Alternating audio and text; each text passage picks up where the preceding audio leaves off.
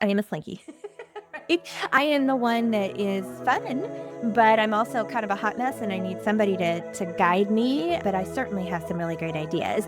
Why the heck am I talking about this? Because if I am a slinky and I am that big idea person, and in my job all day, every day, I have to be a paperclip, that's a lot like wearing a mask. And eventually, when you wear a mask, it gets hard to breathe. Hi, friends. Welcome to Productive Joy. You are in for such a treat today, as normal. But before I introduce my fabulous new guest, please follow this podcast. It makes such a difference. It just allows people to get this free shot of B12 and a little more productive joy in their lives. So follow, subscribe, do all the things so that others will know when we have excellent guests like Dr. Elizabeth O'Brien. So Elizabeth is here with us today, and she is so many wonderful things. She is a professor. She is an author. Guides women through midlife, which amen to that. She's a counselor and a mental health expert, but she's also a world traveler. She's a wife and a partner who has had to be a caregiver recently and is getting to be an expert at Jello making, which is exciting. She is also a dog mom to Woodrow, who is about to get his driver's license because this dog is 14 and a half. Is that right, Elizabeth? Yeah, he sure is. And she's our guest today on Productive Joy. Welcome, Elizabeth. Thank you so much for having me. I'm super excited about our conversation and to kind of get to know your audience in this way. So thank you. This is going to be fun. Okay, so this is going to air in October. However, today is the first day of school on your campus, and I'm sure there's this buzz, right? So just tell us a little bit about what it feels like where you are right now, because most of us are not on a college campus and not enjoying the excitement. It's really fun. I was fortunate that I got onto campus early today, so there was still parking. So I think it's that negotiation between like all the new and exciting things. I was looking at something earlier today, like what is it about the first day of school that just gives us this nostalgia? It makes us want to sharpen pencils and all that. So a lot of sweet, excited faces on campus, a lot of tentative smiles. So definitely smiling back at a lot of these folks as they come back onto campus. And then too, hoping to encourage these folks to really lean into that excitement, but also not to ignore maybe some of the fears that come with walking onto campus for the first time or the fifth time. It doesn't matter. So yeah, just really enjoying the good energy, but also wanting to nurture all these folks coming onto campus and let them know that it's not do or die. We're going to make it together. So. Yes, you are not alone. Well, and as a mental health counselor slash, like you're in charge of the department, right? Like, so tell us, you are the head professor of. Well, so I serve as the director of the School of Professional Studies, and I am a professor as well. But the programs underneath my particular department are social work, so that's the bachelor's and master's level, the counseling programs, so clinical mental health and school counseling, school psychology, and then our interior architecture folks too, who we love because they know how to measure things and make physical spaces accessible so the rest of us can go in and do the mental health work, which is wonderful. So Well, I said that because when I asked you the question, you immediately went to the kid that isn't as comfortable, right? And you recognize that not everybody is like butterflies and bubbles. Yes, this is the best thing ever. And you're helping people get through some of those not so smooth moments in life, right? And that's so commendable. So I usually ask people at the beginning of the podcast to tell us something in like 30 seconds or less that'll make us really want to listen to this. And I cannot wait to hear what you come up with because just the title of your book makes me so happy. But then there's also this other side of you. So if you had to say something in 30 seconds, what direction would you go? cool. You don't ask for small things, do I you? don't. I'm sorry. Yes. No, I think what I would say is as we're going through this conversation and thinking about sort of like midlife, that it is such a sweet spot to be in. We have the benefit of all of our experiences and knowledge to guide us into this mid portion of our life and beyond life so that we can make the absolute best decisions that we can for ourselves and think about how we're influencing the people behind us and the people in front of us who are a little bit older so that way not only are we living our best lives possible, but we're engaging and influencing these other generations, which I think is pretty powerful. Oh, so powerful. Speaking of, okay, so your book is called The Power in the Middle, Navigating Midlife with Confidence, right? Mhm. Oh, okay. And grace and poise and all the things. As a midlifer myself, when I saw the title of your book, I'm like, oh my goodness, I need this in my life for so many different reasons because I've never been a 48, almost 49-year-old woman with twins who are 24, one of which just got married. So now I'm a mother-in-law of a few weeks. And, I've never done this before. But how great that you are banding women together to kind of do it as a team instead of as an individual. And I just think that that's so special. So kudos to you. But here's going to be the fun addition to that question. How'd you get here? Right? Like obviously you had to go through some things to call yourself midlife. But how did you decide to land where you are to help other people get through this thing that we all have to go through come heck or high water, right? Oh, yeah, absolutely. Well, I would say, I mean, it's kind of not the happiest story, but it never is. Now, I think for me, like the place that this book really came from was after my father passed away in 2021. And really, thinking about the arc of his life and thinking about, so many things made more sense to me about his life after he had died. And just kind of looking back, it was like these things sort of crystallized and made sense. And for whatever reason, I started thinking about, I wish I had a guide to help me through this portion of my life because really the arcs of our lives can make a lot of sense to us while we're still in them, thank goodness. But, having that guide could really help us to navigate some of these common issues that are happening and going on in a way that it might be more graceful, it might be less graceful. That's okay. But thinking about like what could that guide look like? And so it was kind of after that experience of caretaking him as he passed away and then beyond, it was like this book sort of came into fruition. And I mean, it was a labor. It took 2.5 years to really get this thing taken, from the planning stages into the writing stages. I'm a slow writer. I'm the first to admit that, to really get it to where it needed to be. But again, thinking about having the tools to do it, it's really based on wellness. It's really based on the holistic framework of wellness, physical wellness, psychological wellness, which is what I did my dissertation on when I was getting my doctorate. So talking about like your past informing your present and future, it really became sort of this opportunity to create a guidebook that I wish that I had. And then two, conceptualizing it as, I still have a small private practice. I still work with clients. And so these are some of the embedded in this book are some of the tools that I use. And so it's like, well, I can't obviously see everyone. I have enough of an ego knowing I'm not going to work for everyone, right? Like that's true. But these tools could be very much useful for any individual who wanted to read this book. And so it was an opportunity to really take this guidebook, infuse some tools, and then give everybody the benefit of these tools so that way they can use them in the ways that they see fit. What a beautiful way to take your talents and share them with the world, right? You could have kept it and said, "Well, you have to come see me if you want to know these things," but you didn't. And I am often humbled by those kinds of people like you who recognize that, hey, I have some answers because I've walked it, because I had to, I'm so sorry for your loss, had to go through loss. There are a lot of people listening right now who are in some stage of where you are. And I hope their ears are perking up and they're getting excited about the fact that there are some answers out there from a trained professional who's worked really hard to figure those answers out. Absolutely, absolutely. Thank you for your kind words. And thinking about, I think that's the teacher in me. Like the reality is, a tool is only as good as it can be used. So why would I hoard a particular tool that I think could be useful? And thinking about, I've taught, well, now given my time in the field, I've taught a generation of counselors.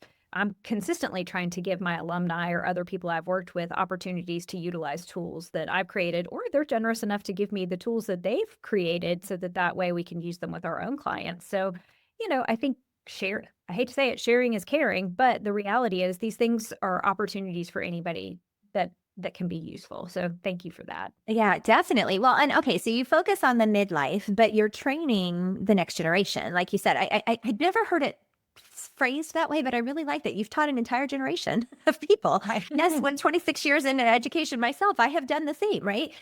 So you've taught this generation, these younger students who are just getting started, and then the ones that are here where we are in this middle. And then, of course, people like your father who are on the other side of things and towards the end. What's the common theme? What's the thing that we all need that is necessary? I think Honestly, the more I mean, and this goes back to the conversation I was having earlier today with someone else about the kids on this college campus. We all need a sense of belonging. We Mhm. all need to feel when we think about Maslow's hierarchy of needs and that security, that sense of belonging is so important to our overall ability to feel loved and cared for.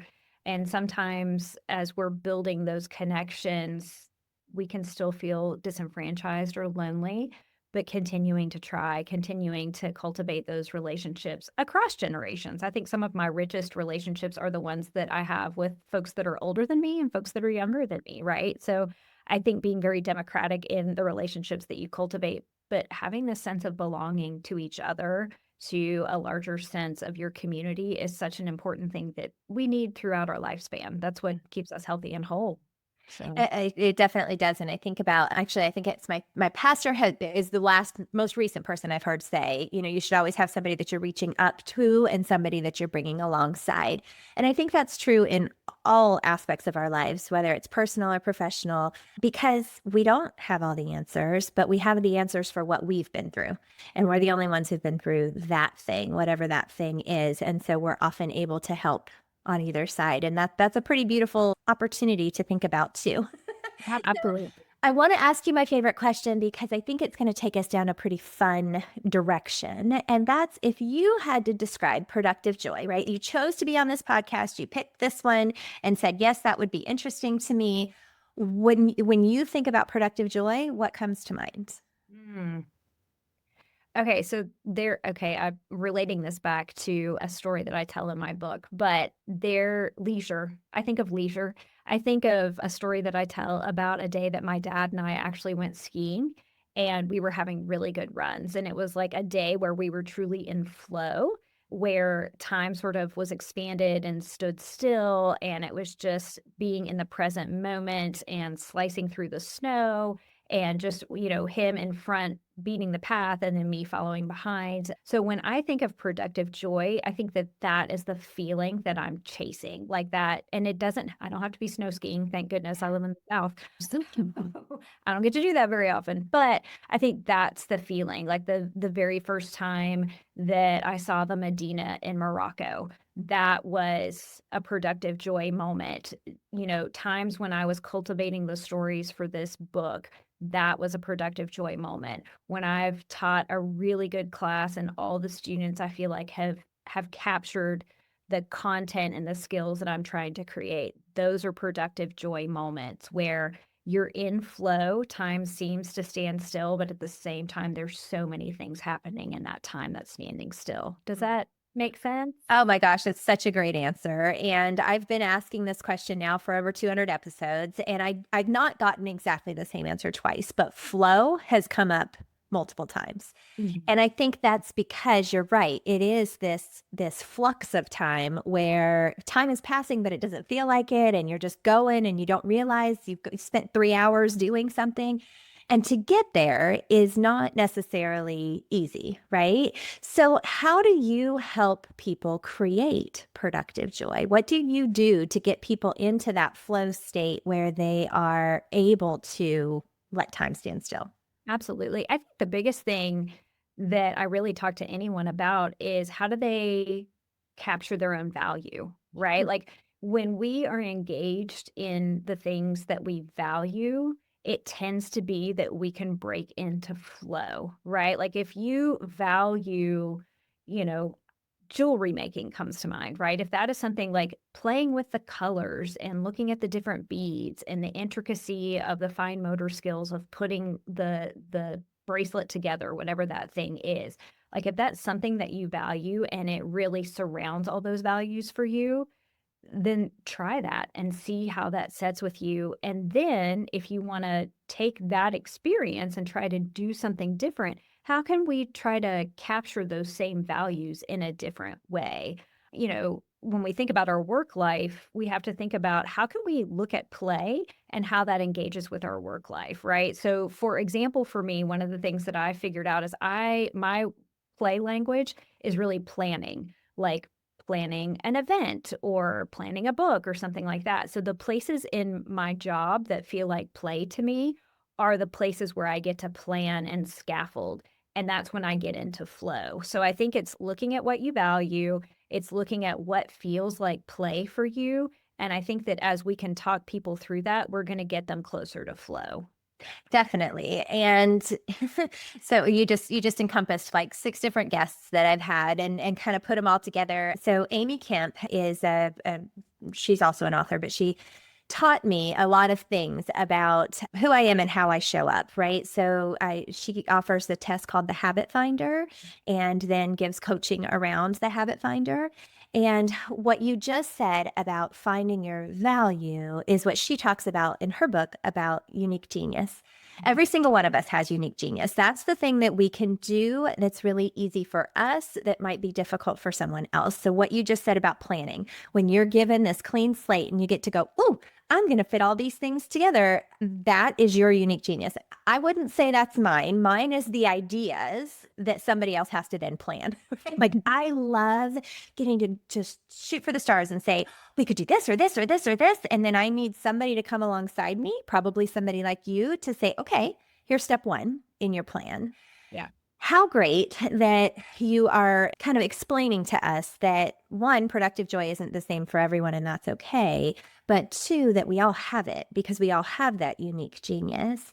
So, what advice would you have for the listeners who haven't necessarily landed on what their unique genius is yet and they're feeling a little frustrated? Because you help people in midlife get into their next thing, right? Like whatever that thing is. So, how do you help them find their unique genius and then turn that into something they can do?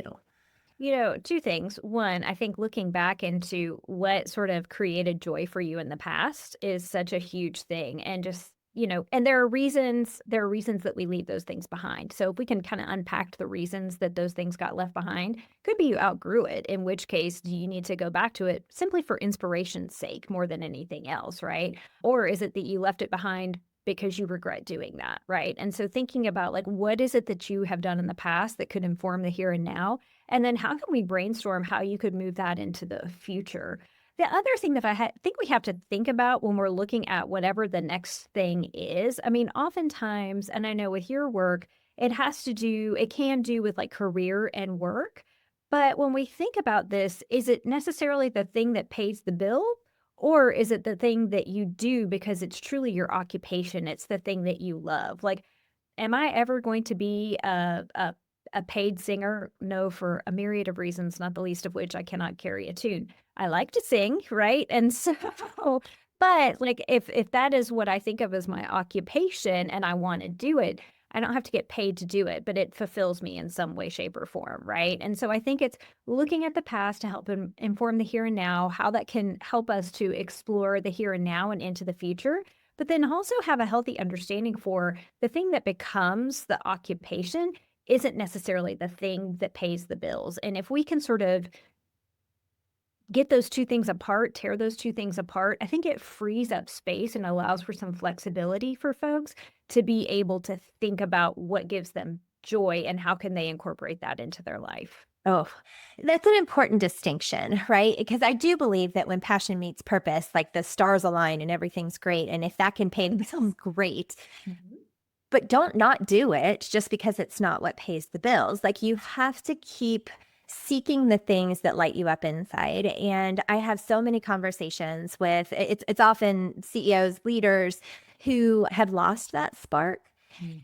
And it's because they're constantly having to do something that they're not necessarily wired to do, right? So I use a personality test it's not the Berkman or the Enneagram. I've used all of those too. But basically, you are a paperclip, a teddy bear, a magnifying glass, or a slinky. And right, and actually, I based on what you said earlier, you're likely a paperclip because you are that planner that I'm going to put everything in a list and I'm going to make it make sense. Maybe you have a color coded sock drawer, like good for you. I do not. I am a slinky. Right? I am the one that is fun, but I'm also kind of a hot mess and I need somebody to guide me. But I certainly have some really great ideas. Why the heck am I talking about this? Because if I am a slinky and I am that big idea person, and in my job all day, every day, I have to be a paperclip, that's a lot like wearing a mask. And eventually, when you wear a mask, it gets hard to breathe. So I have to take that mask off at some point and be allowed to be able to operate in my unique genius. So if you have somebody who is wearing a mask all day, every day, and are constantly not able to breathe deeply, what advice would you have for them to get them to the point where they do have a little more flow and a little more joy in their life? Well, first off, please take the weekend off is the first thing, and I'm like, "Oh, I'm a little heartbroken for this metaphorical person that you I have know, should right? like them."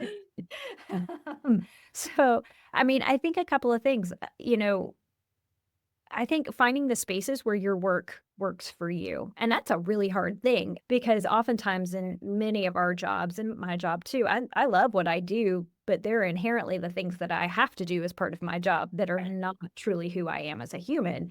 And they're the non negotiables. And so if we're looking for finding the joy at work, if we are looking for finding the ways that our work fulfills us, then what we have to investigate is how can I make my job work for me? Mm, Because sometimes I work for my job. Oftentimes, like there are non negotiables that I am working for this job, but there have to be the places in life where the job works for you. And I think we all can find those wiggle spaces.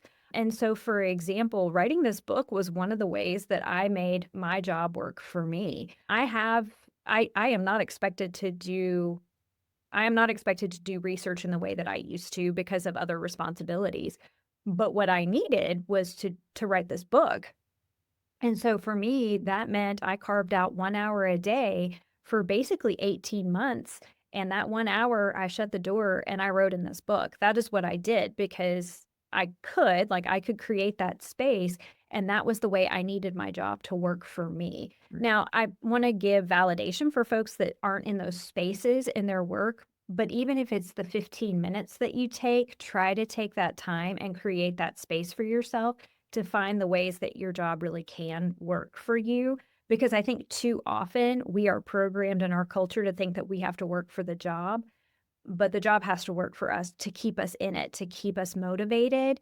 And there can be a long periods of times where we're feeling that burnout. But in order to regain our traction, to regain our spark, we've got to find those spaces for ourselves where there is joy in the work, or it feels like, oh, I am. For me, it's like I am making a difference, right? Like that's the thing that fires me up personally. So hopefully that resonates with some of your listeners. It resonates with me. And I think it backs all the way up to awareness, right? Being aware when we are feeling that suffocated, I can't do this anymore, and then taking care of ourselves.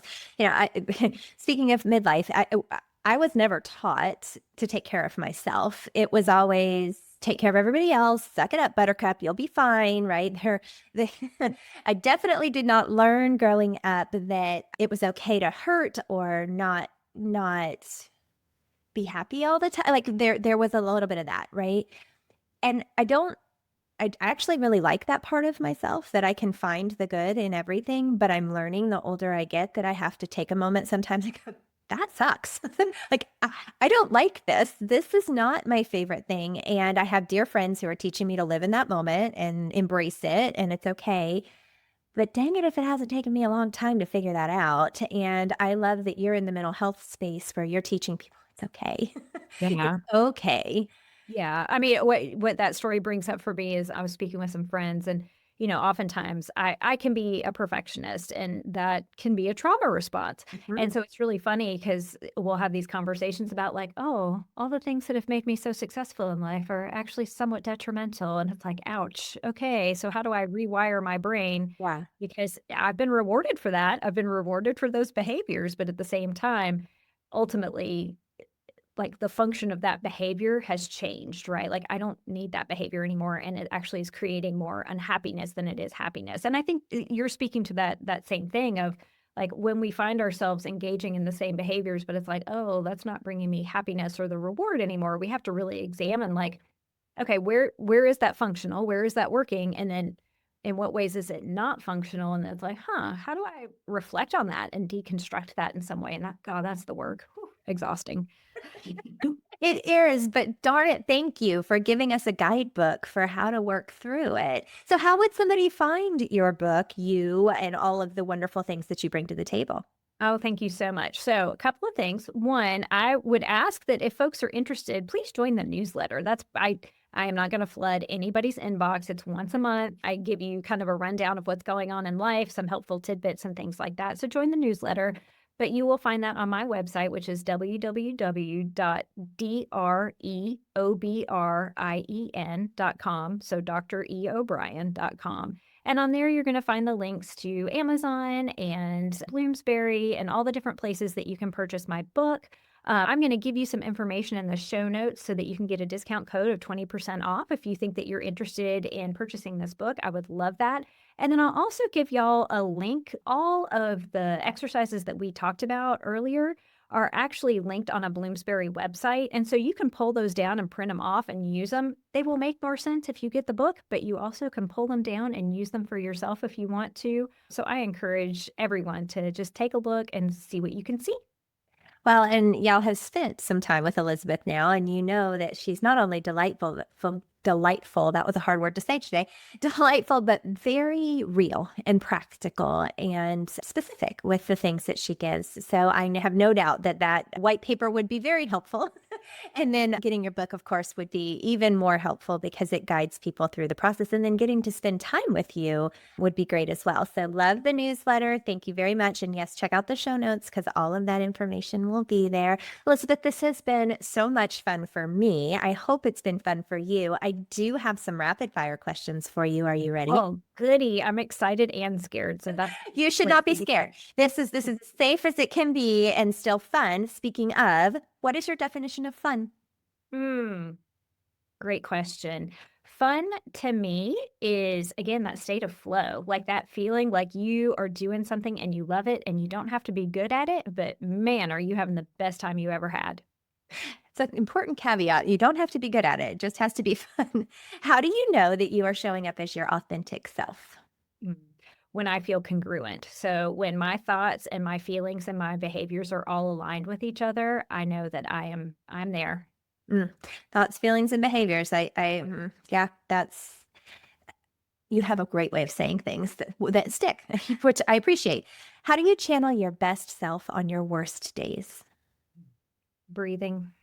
I really have been a practicer of meditation for a long time now because I deal with my own anxiety. And so breathing is the best way that I can manage a hard day. Yeah. And I think every one of us deals with anxiety in one form or another. And we have to have some coping mechanisms, don't we? Okay. Last question, tough question. You have said some brilliant things today. So many things that we all need, whether we're in midlife or not, is completely irrelevant. Because we know how the brain works and we know that the brain can really hold on to one major idea in about 30 minutes time, what's the one major thing that you want to leave people with today? Everything that you want in your future life, you have in you right now. It's just a matter of focusing those things so that way they are honed in on what it is you want, your purpose, and thinking about your values, your boundaries, and your beliefs are going to get you there. And so you have it. It's just a matter of focusing it. Thank you for that affirmation. I needed that today. The reminder that, yes, I do. Hold on to all of that. Y'all, Elizabeth, you were perfect. First of all, thank you for being a guest, for sharing your brilliance on Productive Joy. And listeners, I'm telling you guys, this is your free B12 shot that will carry you through the rest of the day, but only if you choose to use something that you learned today. Elizabeth talked about belonging and how important belonging is, and that's really kind of our number one thing that we need to be seeking. So where do you belong and how can you find more time with that? She talked about flow. I am all in on her definition of productive joy being getting into that flow state. So whether you're skiing down a mountain or you are just putting together some jewelry, whatever that might be, find your flow. And then really thinking about how to capture your value. Thank you for that reminder that we all have it. We all have unique genius. We all have this thing that we're really, really good at. And that is special. And so don't forget that you need to use that. So I don't know what nugget of wisdom you're taking with you today. What I do know is that there were plenty to choose from. And my goal for you today and every day is that you figure out a way to turn fun into action.